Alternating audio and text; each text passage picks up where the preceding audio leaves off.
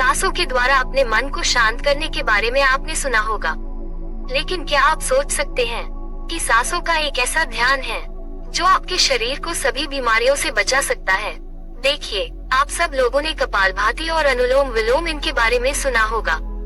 दरअसल कपालभाति या फिर अनुलोम विलोम जैसे प्राणायाम में हम सांसों का इस्तेमाल करके अपने शरीर की शुद्धि करते हैं। कुछ पलों का तूफान पूरे जंगल को हिला सकता है, उसी प्रकार कुछ पलों का सांसों का तूफान आपके रोम रोम को जागृत कर सकता है। सांसों के इस अद्भुत विज्ञान के बारे में महात्मा बुद्ध ने एक कहानी के माध्यम से बहुत अच्छे तरीके से समझाया है। महात्मा बुद्ध के सबसे प्रिय शिष्य आनंद ने एक बार बुद्धि से सवाल किया कि हे बुद्ध, आप हमेशा कहते हैं कि सांसों पर ध्यान लगाओ, लेकिन ध्यान तो हम किसी भी चीज का कर सकते हैं, जैसे कि अपने चलने पर, भोजन करने पर या फिर कोई काम करने पर। सांसों पर ध्यान लगाना क्यों महत्वपूर्ण होता है? महात्मा बुद्ध ने इसका जवाब देते हुए बताया कि सांसें हमारे जीवन का आधार होते हैं, उन्हीं से हमें जीवन मिलता है और उन्हीं के छूट जाने से जीवन खत्म हो जाता है। आनंद, अगर जीवन को समझना है तो हमें अपने मन को समझना होगा, और सांसों हमारे मन और हमारे शरीर के बीच एक पुल का काम करती है। अगर तुम इस पुल पर चलना सीख लेते हो तो तुम अपने शरीर के माध्यम से अपने मन में प्रवेश कर पाओगे। तथागत ने आगे कहा कि तुम ध्यान किसी भी चीज का लगा सकते हो, किसी भी वस्तु का लगा सकते हो, लेकिन सांसें हमारे साथ तीनों पहर रहती हैं, और जब हम सोते हैं तब भी हमारी सांसें चल रही होती है। इसीलिए सांसों का ध्यान सबसे आसान ध्यान है। उस ध्यान को तुम कभी भी कर सकते हो, और सांसों के द्वारा अपने मन को समझना ज्यादा आसान हो जाता है।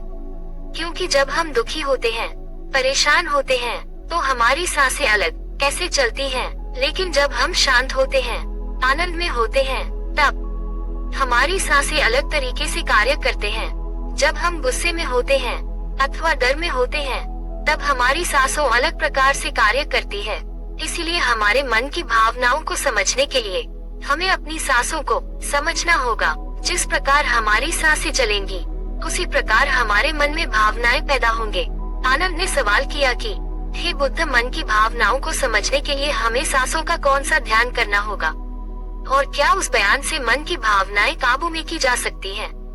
जैसे मन की अश्लील गंदे विचारों को रोकना हो, गुस्से को काबू में करना हो, या फिर जलन जैसी नकारात्मक भावनाओं से छुटकारा पाना हो।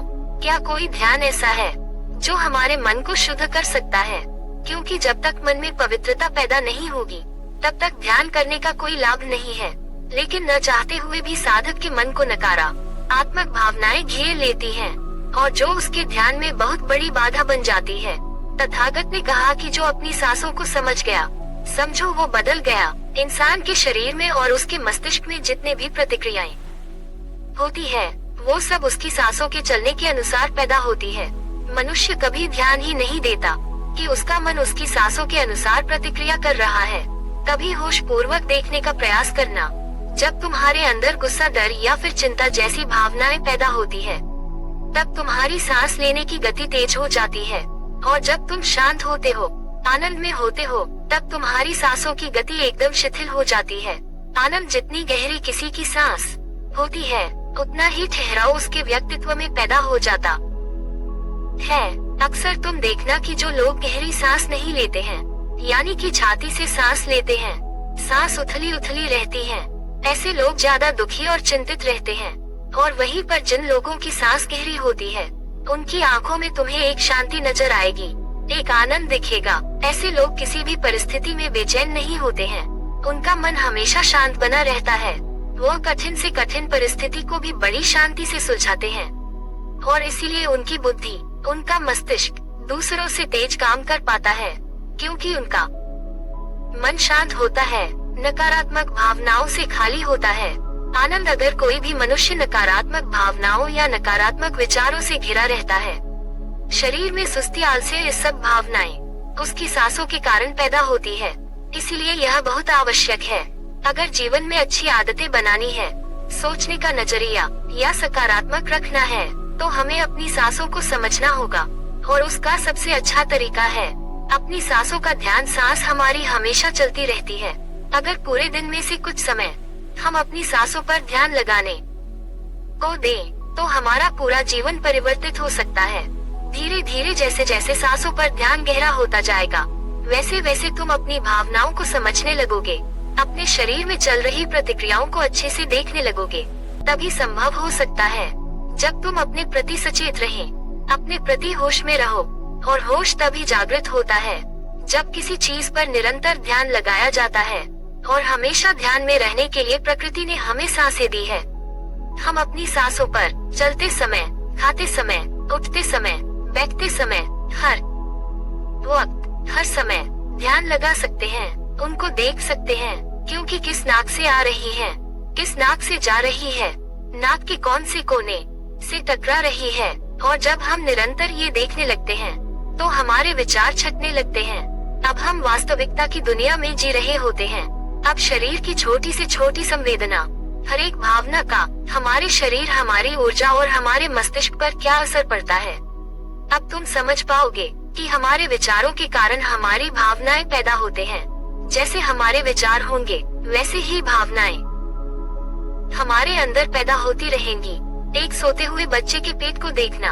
आनंद जब भी वह सोता है तो उसके पेट से सांसों चल रहे होते हैं, इसीलिए उसका मन बड़ा संवेदनशील होता है। जीवन में किसी भी कार्य में सफलता प्राप्त करने के लिए कुछ सकारात्मक भावनाओं का होना, या फिर कहें कि अच्छे गुणों का होना बहुत आवश्यक होता है। अच्छे गुण जैसे कि स्वभाव में धैर्य होना, गुस्सा न होना, कठिन परिस्थितियों में हार न मानना, चुनौतियों का डटकर मुकाबला करना, ये सारी भावनाएं या फिर कहें कि गुण एक इंसान में होना बहुत आवश्यक है अगर उसे बड़ी सफलता हासिल करनी है। और ये सभी गुण हमारे स्वभाव में हमारी सांस के द्वारा पैदा किए जा सकते हैं। इनका विज्ञान होता है, लेकिन अज्ञानतावश मनुष्य हमेशा अपने को बाहर से बदलना चाहता है, लेकिन अपने अंतर्मन पर कभी ध्यान नहीं देना चाहता, जहाँ से सारा ब्रह्मांड संचालित हो रहा है, जहाँ से आपकी सारी इच्छा पूरी हो सकती है। आनंद ने सवाल किया कि हे बुद्ध, आपने ये तो बताया कि हमारी भावनाएं हमारी सांसों से संचालित होती हैं, लेकिन क्या हमारी सांसें हमारे शरीर को स्वस्थ रख सकते हैं? और अगर हाँ तो उसके लिए क्या तरीका है? कौन सा तरीका है या फिर कौन सा ध्यान है? तथागत ने इसका जवाब देते हुए बताया कि हमारे शरीर के लिए सबसे ज्यादा आवश्यक हमारे रक्त का ठीक तरीके से चलना है। अगर शरीर में रक्त अच्छे तरीके से चलेगा तो हमारे शरीर में कोई बीमारी पैदा नहीं होगी। लेकिन अगर हमारा रक्त दूषित है, उसमें कुछ गंदगी है, तो उस शरीर के दूसरे अंगों को भी बीमार कर देगा। इसलिए सबसे ज्यादा आवश्यक है कि आपका रक्त एकदम साफ हो। और रक्त के साफ होने के लिए सबसे ज्यादा जरूरी सांसें होते हैं। गहरी सांस हमारे रक्त को साफ रखती है। जिस प्रकार हमारे शरीर की खुराक भोजन होती है, उसी प्रकार हमारे रक्त की खुराक सांस होती है। इसलिए तुम जितनी गहरी सांस लेते हो, तुम पाते हो कि तुम्हारा मस्तिष्क उतना ही शांत, उतना ही शीतल होता जा रहा है, क्योंकि मस्तिष्क में रक्त का प्रवाह बहुत अच्छे से पहुंच रहा है।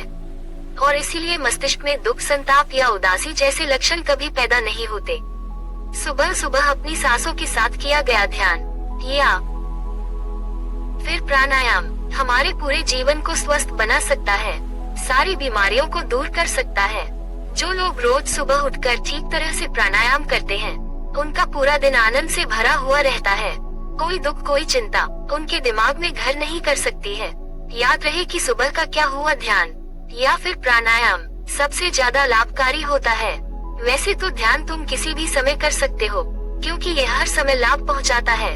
लेकिन जब बात प्राणायाम की आती है, तो प्राणायाम सुबह सुबह करने चाहिए, जब पेट खाली होता है। ब्रह्म मुहूर्त में किया गया ध्यान आपको ध्यान की गहराइयों तक लेकर जा सकता है।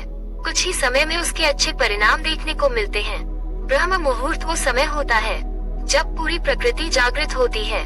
पक्षी अपने घोंसले छोड़कर भोजन की तलाश में निकल पड़ते हैं। ग्वाले गायों का दूध निकालते हैं। मंदिरों के द्वार खुल जाते हैं।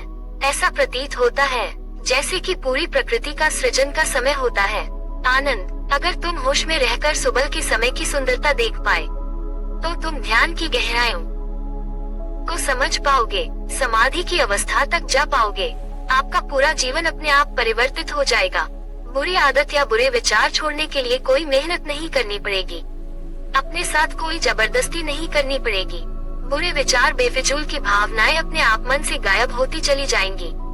जब तक तुम उन्हें बाहर से बदलने का प्रयास करते रहोगे, तब तक सफलता कभी तुम्हारे हाथ नहीं लगेगी।